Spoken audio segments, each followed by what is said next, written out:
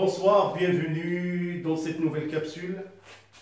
Alors, nous allons aborder le deuxième chapitre dans la radioactivité.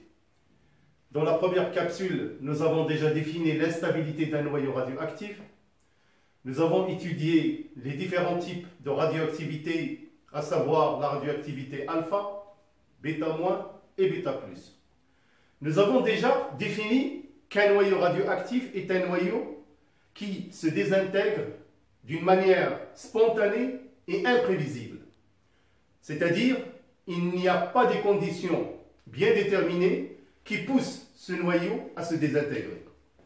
Par contre, nous allons voir dans cette capsule la loi des croissances radioactives.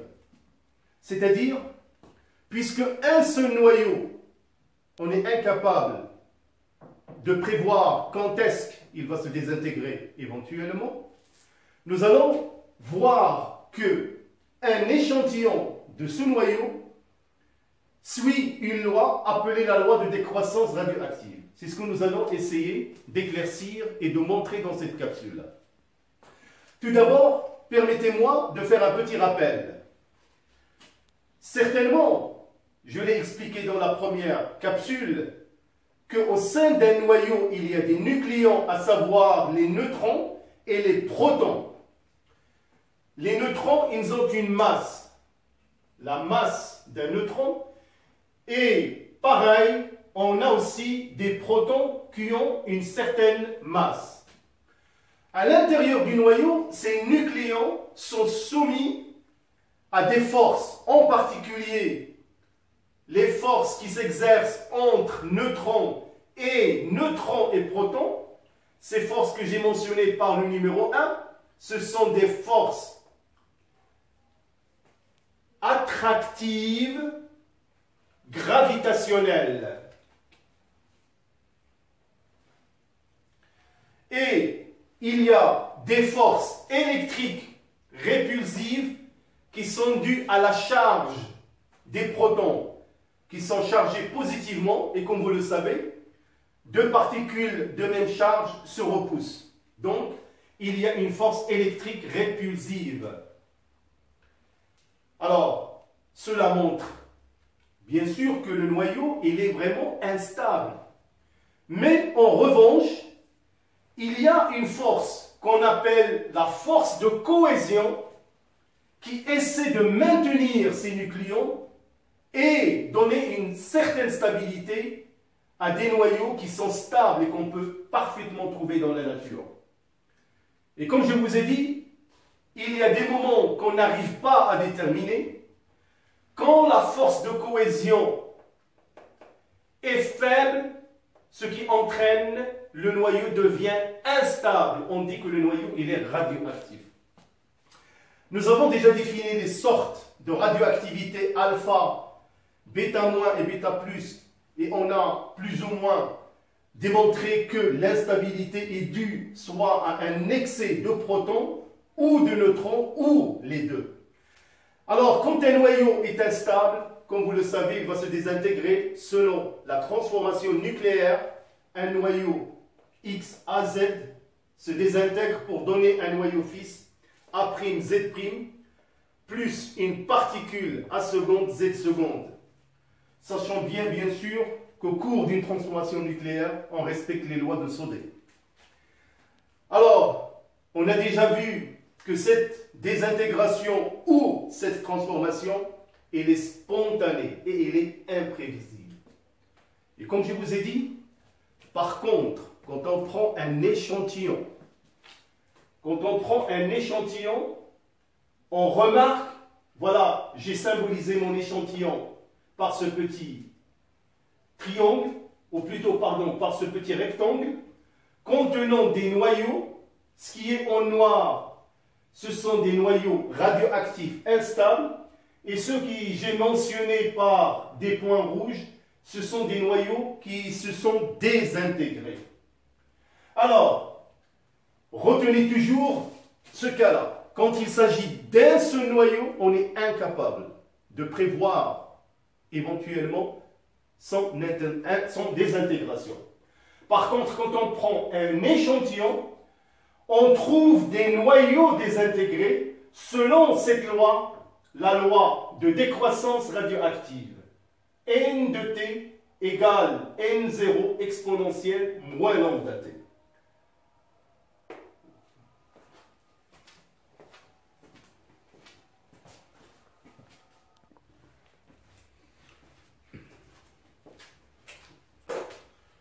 Alors, comme je vous ai dit, quand on prend un échantillon radioactif, comme c'est présenté devant vous, on trouve des noyaux désintégrés selon cette loi N de T égale N0 exponentielle moins lambda T.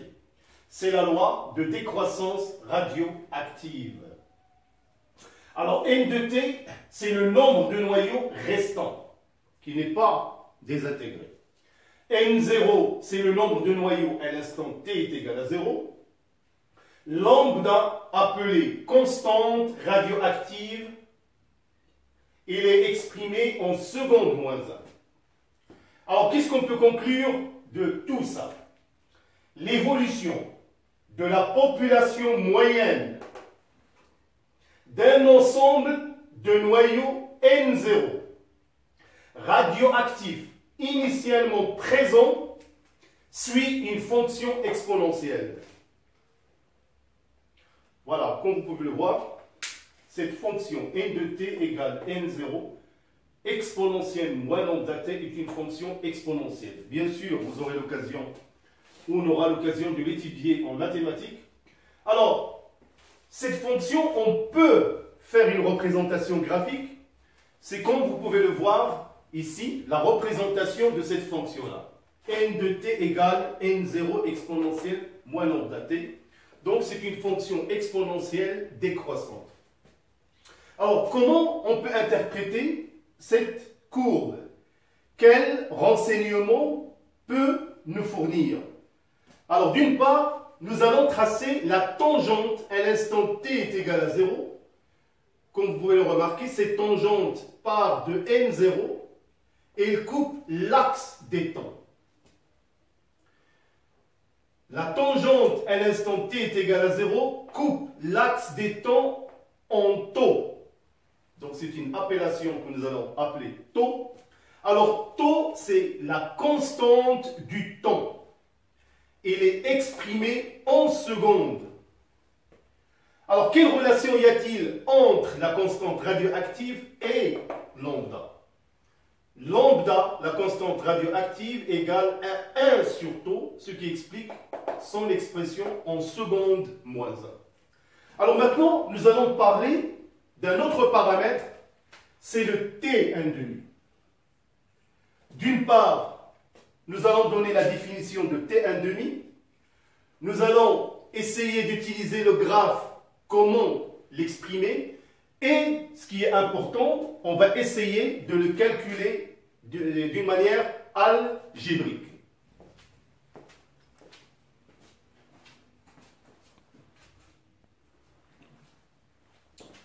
Alors maintenant, nous allons parler du temps de demi-vie. Alors, qu'est-ce que c'est que le temps de demi-vie T1,5? Définition. C'est la durée correspondant à la désintégration de la moitié des noyaux radioactifs initialement présents dans l'échantillon. Alors, on a cette expression que vous deviez vraiment connaître, T1,5 égale ln de 2 sur lambda, qui est égal à taux multiplié par ln de 2. Alors, vous le savez que taux est égal à 1 sur lambda. Alors, comment on peut déterminer T1,5 graphiquement? Alors, comme je vous ai dit, un échantillon radioactif suit la loi de décroissance radioactive n de t égale n0 exponentielle moins lambda t. Donc, la fonction exponentielle décroissante est la suivante. Alors, pour déterminer T1,5, bien sûr, on détermine n0 sur 2 et nous allons faire une projection de ce point sur l'axe des temps. C'est T1,5. C'est très simple.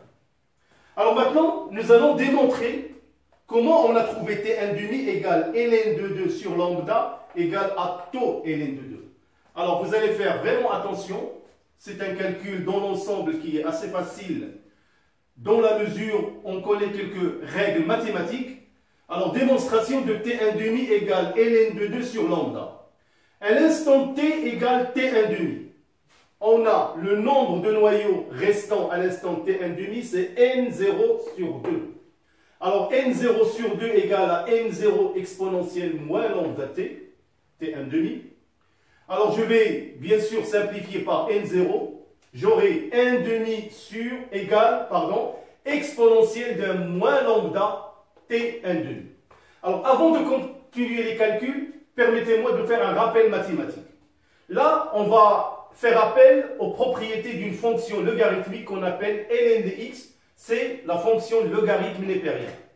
Comme je vous ai dit, on aura l'occasion, bien sûr, de l'étudier amplement en mathématiques. Alors, les propriétés de cette fonction. Ln de 1 égale à 0. Il y a une propriété ln de a sur b égale ln de a moins b. Bien sûr, b différent strictement de 0, il est positif. On a aussi cette expression qui est importante à connaître. Ln de exponentielle x égale à l'exponentielle de ln de x égale à x. Alors, mes chers élèves, retenez seulement que là, j'ai utilisé une propriété des fonctions réciproques. Sachez que l'exponentielle de x est la fonction réciproque de la fonction ln de x. On aura, comme je vous ai dit, l'opportunité de voir ça de près. Cela veut dire quoi? Et là, on a déjà une propriété. F rond f moins 1 de x égale à x. Voilà ce que j'ai utilisé, tout simplement, cette propriété-là. Donc, ln de exponentielle x égale à exponentielle de ln de x égale à x. Nous avons déjà aussi une propriété, quand a est égal à b, cela équivaut à ln de a égale à ln de b. Bien entendu, a et b seront strictement positifs. Alors là, je peux continuer. Alors, je suis arrivé ici. 1 demi égale exponentielle de moins ln de t1 demi. Je vais utiliser cette propriété-là. A égale à b équivaut à ln de a égale ln de b. Donc, j'ai pris ln de 1 demi égale ln de exponentielle moins lambda t1 demi. Alors, là, j'ai utilisé cette propriété. ln de a sur b égale ln de a moins ln de b. Donc, ça fait ln de 1 moins ln de 2 égale, et là, retenez, ln de exponentielle moins lambda t1 demi égale à x. Donc, tout ça, c'est x. Donc, c'est moins lambda t1 demi. J'ai dit que ln de 1 égale à 0. Alors, il me reste moins ln de 2 égale moins lambda t1 demi. Je vais simplifier par moins 1. Et j'aurai t1 demi égale à ln de 2 sur lambda, qui est égal à tau ln de 2, avec lambda, constante radioactive, égale 1 sur tau. Donc c'est une démonstration, vous êtes censé vraiment la connaître, on peut vous le demander éventuellement. Alors maintenant, nous allons passer pour voir l'activité d'une source radioactive.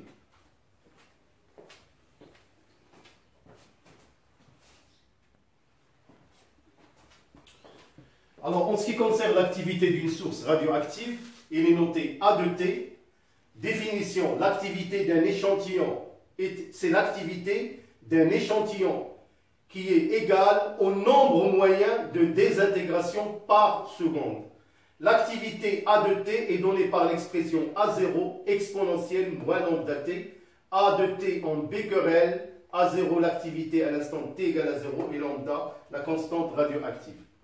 1 becquerel correspond à une désintégration par seconde. Alors, je ne veux pas que cette capsule soit d'une longue durée. Alors, dans la capsule prochaine, on va démontrer comment on a trouvé A de T égale A0 exponentielle moins lambda T. Et nous allons bien sûr parler du principe de la datation d'un objet. Comment déterminer l'âge d'un objet. Voilà, donc je vous donne rendez-vous pour la prochaine capsule. À bientôt et bonne soirée.